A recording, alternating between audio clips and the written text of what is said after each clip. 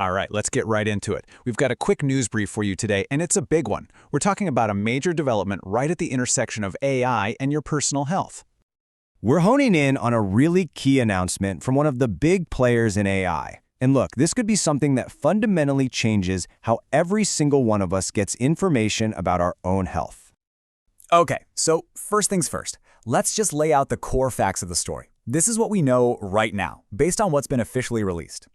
And here it is. Just 5 words, but trust me, these 5 words are everything. This is the exact official title of the announcement from OpenAI. And we're going to spend some time on this because this precise, very deliberate phrasing, well, it's the foundation for this whole discussion. You can bet every single word was chosen for a reason.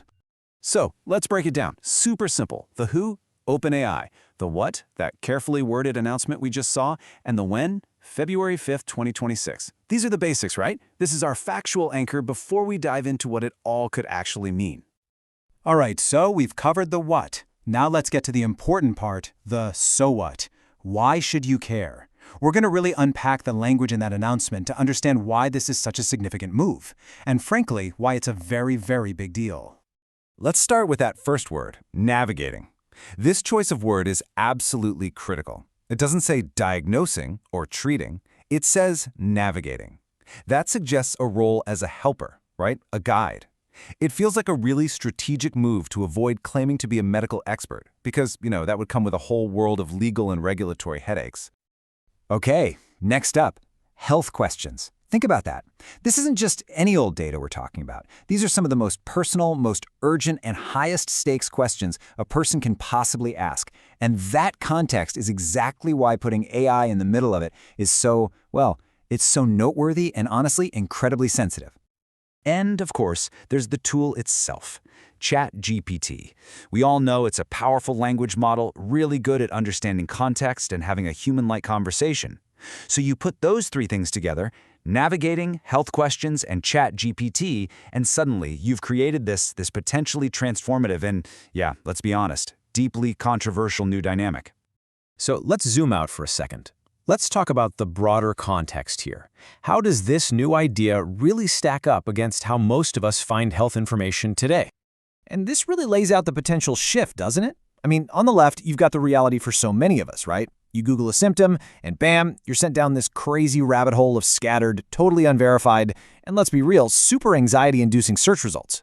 But on the right, that's the promise of what AI navigation could be. Structured answers, an actual back-and-forth dialogue, and information that feels more personalized to you. But, and this is a big but, all of that potential brings us directly to what might be the most important part of this whole brief. We have to talk about the huge questions and the critical uncertainties that something like this immediately puts on the table, for all of us. Question number 1, and it's the big one, reliability. I mean, when the stakes are literally life and death, how can you possibly guarantee the accuracy and the safety of the information an AI gives you? And what happens when it's wrong, but sounds really confident that it's right?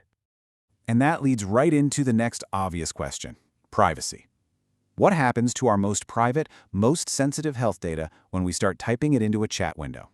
The implications for data security are just massive.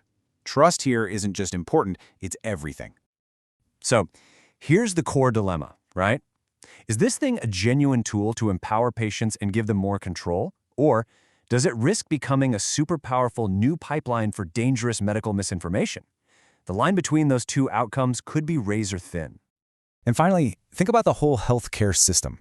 What does a tool like this do to it? If millions of people are using an AI to navigate their health questions, how does that change the fundamental, crucial relationship between a patient and their doctor?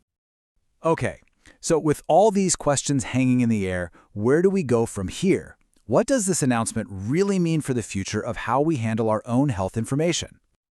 I think the main takeaway is this. We're standing at the very beginning of a brand new chapter, and it's one that's all about balancing this immense potential for good against an equally massive responsibility to get it right. There's no room for error. The stakes are just incredibly high for everybody.